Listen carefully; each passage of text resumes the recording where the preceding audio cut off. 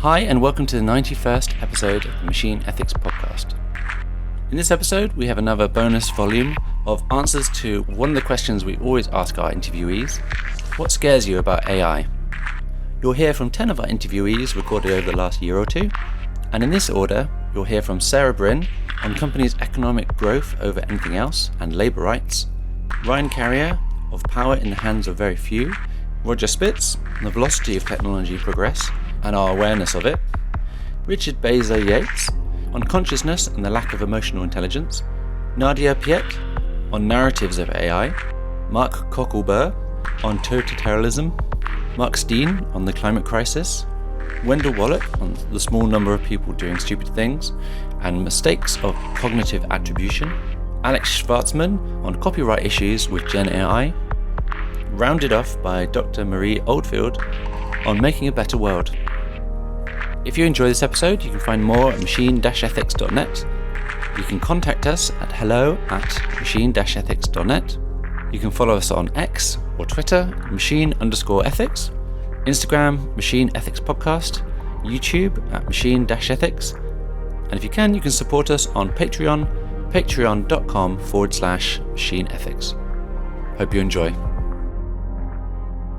And yeah, the stuff that scares me is, we've seen a lot of tech companies that prioritize economic growth above everything else.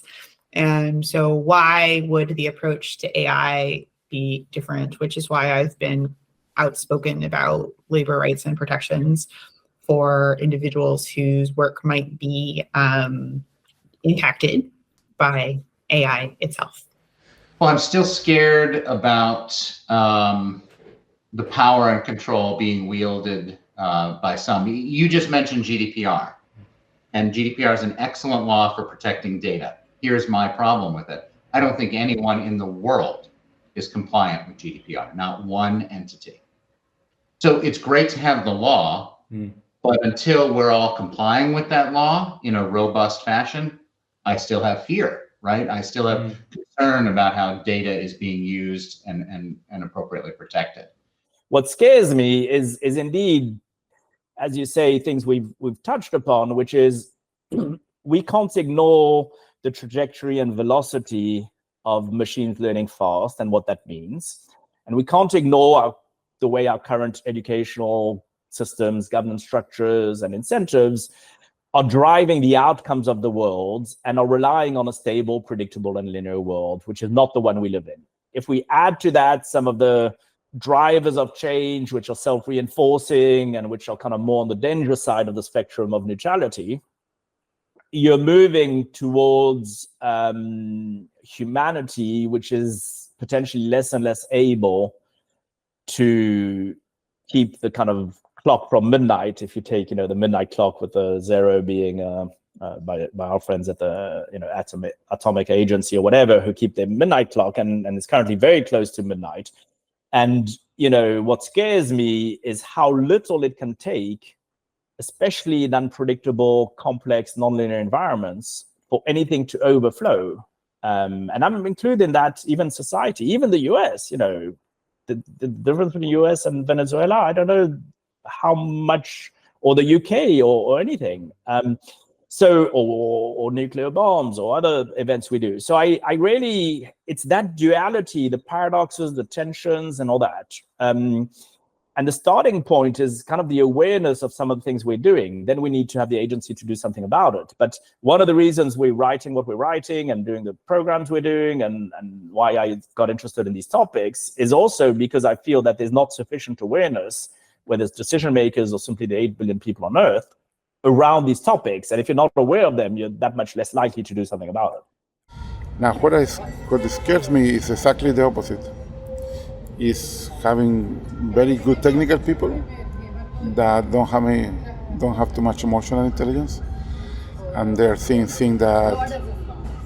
For example, I think was in The Economist, a very senior Google fellow, that you see steps to consciousness in language models. And language models don't understand what they read, and they don't understand what they write. So this is like, I don't know, it's wishful thinking. I don't know exactly what's the difference between the human brain, what is real about consciousness. Not even neuroscientists know what is consciousness, and we will try to decide if machines can be conscious or not. So what I hope will not happen is this, very deep monopoly that some big tech companies are having on AI, and that being the main driver and narrative. Because from that point of view, the systems that do come into our lives, even if they work flawlessly, computationally, they will just have values embedded that will drive us more apart and more out of ourselves and out of each other, not in a future I want. What I'm really afraid of is that these technologies will be combined with the worst of human tendencies and risks, and politically that is, I think, authoritarianism and totalitarianism. And so if that combination happens, then I'm really worried, because then we have these powerful tools in the hands of that kind of regimes, and the kind of people who also want to turn our liberal democracies into that kind of systems. So that I'm really worried about, but I think we don't need to be hopeless or desperate about this, and just work towards strengthening our democracies, and also making sure that the technologies like AI and robotics we develop are developed in a way that's both ethically and politically sustainable. What scares me is many of these big industries that exacerbate the climate crisis. I don't have to spell them out, but you can think of the fossil industry, etc., etc. That reasonably scares me. My concern is that we will never get a handle on managing these technologies, and they're going to be applied willy-nilly, and they're going to be applied in ways that serve the interests of small elites at the expense of humanity as a whole. So it's not like I sit here fearful of artificial superintelligence. I'm less concerned with artificial and superintelligence than forms of intelligence that humans attribute more intelligence to than the systems really have, and therefore they put them in positions of making critical decisions. So I think that there's a tremendous amount of potential in AI technology that is outside of the realm of art, right? Like the problems that we're having with it kind of encroaching on the art world primarily are ethical problems.